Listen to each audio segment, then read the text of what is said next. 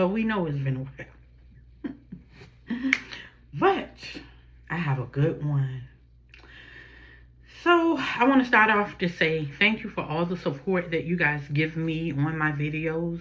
I know that you guys have better things to do than to watch my videos, but you do. And so, and it's not a lot of people, but I'm grateful for the ones that do watch my videos.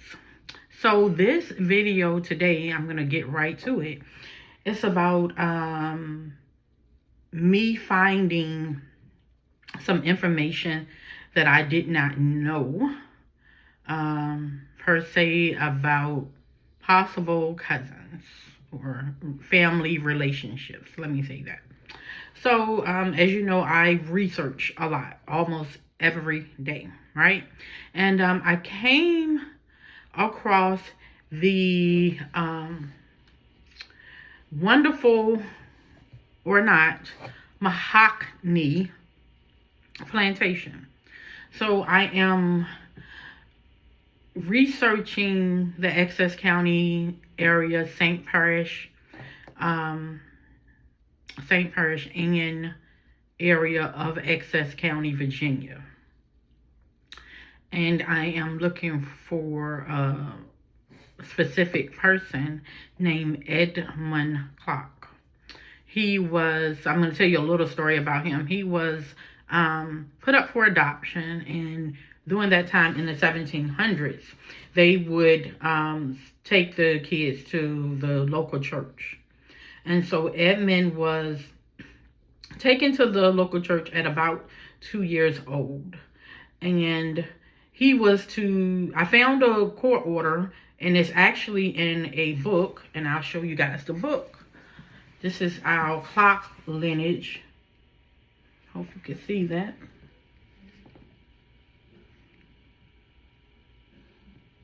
So this is Edward Clark, 1676. And I know that we go back to him because our family did a YDNA kind of project to see if we go back to Edward, and also who we were related to or not related to in the other Clarks. But I don't want to get off subject. So this Edmund Clark comes from one of the descendants of this Edward Clark. Did I say that right? So Edmund Clark comes from one of the descendants of Edward Clark, which is Edmund Clark Sr. Don't know anything about his mom. Again, we're just trying to get in the thick of researching him. But let me get to the story. I found with that research, I guess 2 weeks ago probably, the Mahockney Plantation in Essex County, Virginia. Was not familiar with the Mahockney Plantation. I probably should research other plantations in that area because I'm sure they were not the only one. So I have a little timeline. So 1663, the Mahockney original deed went to Thomas Rawson. I'm sorry, Rawson. 1671, Robert Tomlin purchased Mahockney from Rawson. Okay, and you spell Mahockney Mahockney.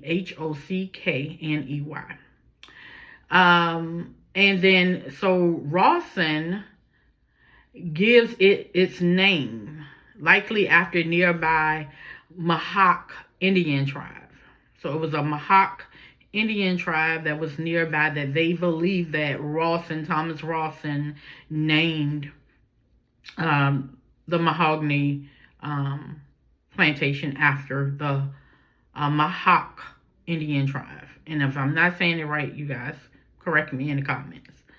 All right, so 1680, the house of Mr. Rawson, now Mr. Tomlin at Mahockney site, drawn on the first map of Tappahannock.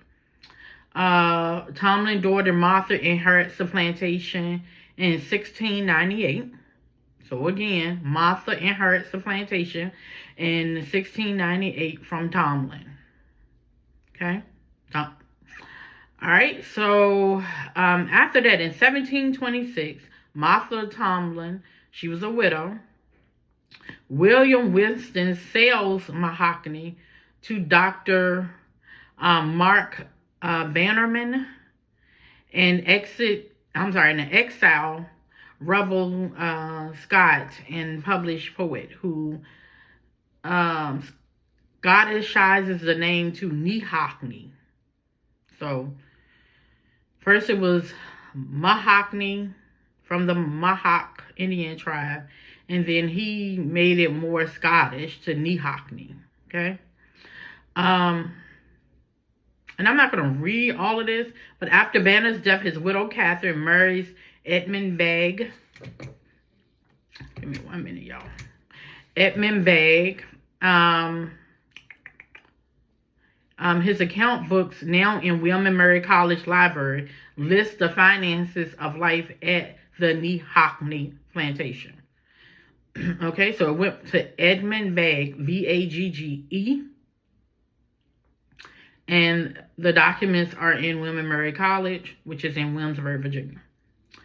Widowed again, Catherine Bannerman Begg marries John Sears, which is a familiar name to me because of cousins' surnames, who resumes original name of Mahockney, so he turns it back to Mahockney, opens an ordinary and sells hundreds of acres of Mahockney land, which was variously owned and farmed by John Eves and Thomas Warren, Francis Warren, Scottish buccaneer, Torquil MacLeod, and Philadelphia silversmith Lawrence Macduff. William Rome purchased Mahockney Manor House in 1750 on the death of John Sears. So John Sears died. William Rome in 1750 purchased it, and he goes on to assemble 950 acres of the surrounding land. So not only did he bought that, he bought 950 more acres of land that surround the Mahockney. And again, we're talking about William Rome. So Rome serves in the House of Burgess, and his Burgess colleagues, George Washington, visits in 1758 and 1764. So Spencer Rome inherits Mahockney on his father's death in 1783. So William dies. His son Spencer takes over. He marries Anne, daughter of the Revolutionary hero and sitting Virginia Governor Patrick Henry in 1786. In 1792, Spencer Rome, now a judge on Virginia's General Court, moves west closer to Richmond and sells Mahockney to William Latane. And this is where my relationship come in. Although I see some other names, but Latane is very significant for me. Rome was appointed to the VA Supreme Court in 1794. So William Latane. All right. And so then in 1810, William Latane dies. He leaves Mahockney to widow Anne. 1820, William Catesby Latane inherits Mahockney on the death of his mother Anne. So this is the son. I'm not sure if that was William's son, but he's named Will Catesby. So Anne died. William, the son, inherited it. He expands the brick addition and proceeds to raise 6 children. So this is the first time in 1820 when his son, William Latane, I believe to be, and Anne, he did an expansion of the brick, okay, in 1820. And proceeds to raise 6 children. His son, James H. Latane, inherited on his death in 1845, lives and farmed the now 1,200-acre plantation through the Civil War and until his death in 1897. So 1897, William Crutchfield buys Mahockney from Latane Estate. He begins farming, raising 11 children. Beer's rear estate begins farming, and addition on a house. He builds a rear addition on a house, so second time it goes under renovations. And then he loses the farm in the Great Depression. And then we get to the 19th century. In 1936, Trent Taliaferro, which is another surname that I recognize, and his wife purchased Mahockney in a courthouse steps auction. The Tello family farms Mahockney for more than half a century. Let's go to 2009. Catherine and Louis Shepherd purchased the manor house in 48 acres, surrounded by the lovely and thriving Taliaferro farm. So the farm is still there. In 2009, I have not checked to see if that is still true. I plan to visit that area again because I have more information. If you guys remember, my father's side, which are the Johnsons, are from that area, the Essex County area. And so this was very interesting to me because I never heard of the Mahockney Plantation. And I wanted to tell you guys what I did once I found out about the Mahockney Plantation, because my dad's family is from that area. Of course, I went to Ancestry to see if I had any connections to either one of these individuals, which are like the Warnings and the Latanes and the Roans. So I think I had a couple with the Roans, but the most ones that I had cousins that had the Latanes in their tree and things like that, again, was the Latanes. So it was very interesting. So I contacted a library because I looked online. I contacted the library, and they have a whole collection, supposedly, it's probably on reels, is what I'm thinking, of the documents that was held by the Latanes, but was gifted to the library. So I'm interested in watching that, and not watching it, looking at the reels. I guess I am gonna watch them, and just reading information, because I went to Roots Tech. If y'all don't know what that is, it's the biggest genealogy conference in Utah, and they have it every year in March. And I wanted to know more about Edmund Clark, so I had one of the gentlemen in the library, Family Search Library, to assist me. And lo and behold, we came up. I'm gonna show you guys. Let me see if I can fold it. Let's see. Trying to find his writing. Yep. Okay. So y'all, if y'all can see on this side, he wrote the names, right? And now again, we did not find the Mahockney Plantation when I was there. Okay? I found these names tied to the Mahockney Plantation after I got back. So like a week or so. So it was a coincidence that I found these names because I found the Mahockney Plantation first. And then someone was like, go back and look at the paper that the guy wrote on at Family Search in Utah. And lo and behold, as y'all can see, he wrote on here William Waring, William Latane, Robert Bailey, and Paul McCord. He did not have Roan on here. But for the most part, he had, all the people. So, coincidence or not, it was amazing to see those same names again. Definitely, I feel like it was destiny for me to find this information.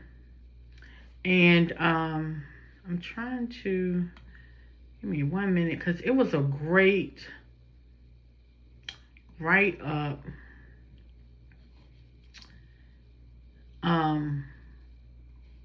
And not just sorry y'all, not just, so they were just talking about basically they didn't know names and of the people that were in slaves there.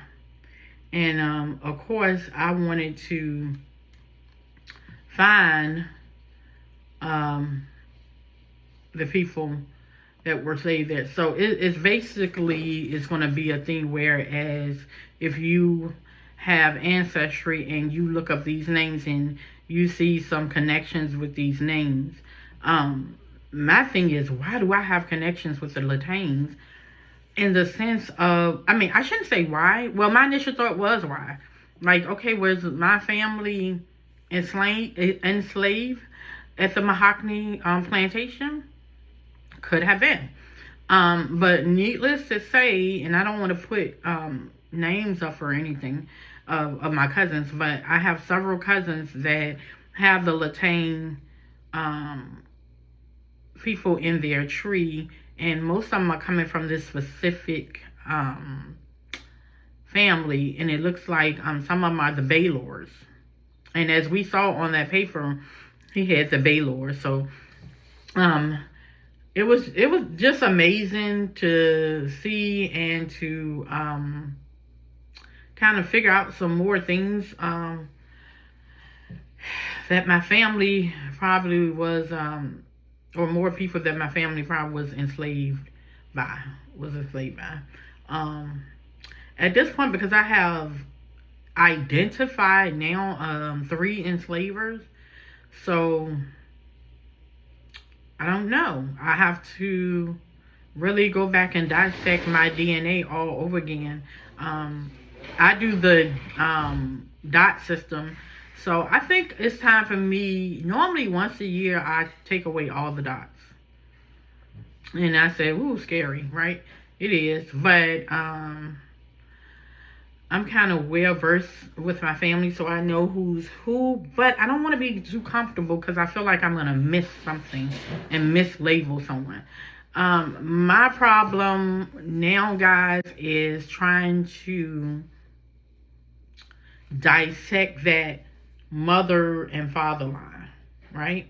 So you take my Johnsons. I'm having trouble with dissecting the Johnsons from this other line that I don't have a name for. And that's on my second great grandparent level. So I have Thomas, which is my great grandfather. He's a Johnson, but he really is not a Johnson. He's actually a Clark. And then on Thomas' death certificate, it says that his mother is Sarah Johnson. But is that Sarah's maiden name, or is that her enslaved name? And she really is a Johnson. So that's the issue I'm having with trying to dissect. So I think it would be wise of me to go back and take away all of my dots, kind of throw everything in the back of my head that I think I know, and just act like from the beginning that I am, color coding and grouping my people over again. So yeah, I'm going to do that, and I'll probably give you guys an update on how that is going. I wanted to give you a little video. I wanted to share with you guys about the Mahockney Plantation. It is so much other information out here about the Mahockney Plantation, but I just wanted to take y'all through that timeline of the Mahockney Plantation. And also, I'm going to check to see if it's still open. It is a private residence, so they may not allow you to come on. Sorry, y'all, I'm rubbing lotion on my hands. They may allow you to come to the plantation if, it's a private home. But we'll see. Alright guys, thank y'all for watching. Please like, please subscribe, please share if you like this content. And I will see you guys in the next video. Have a great day. Bye.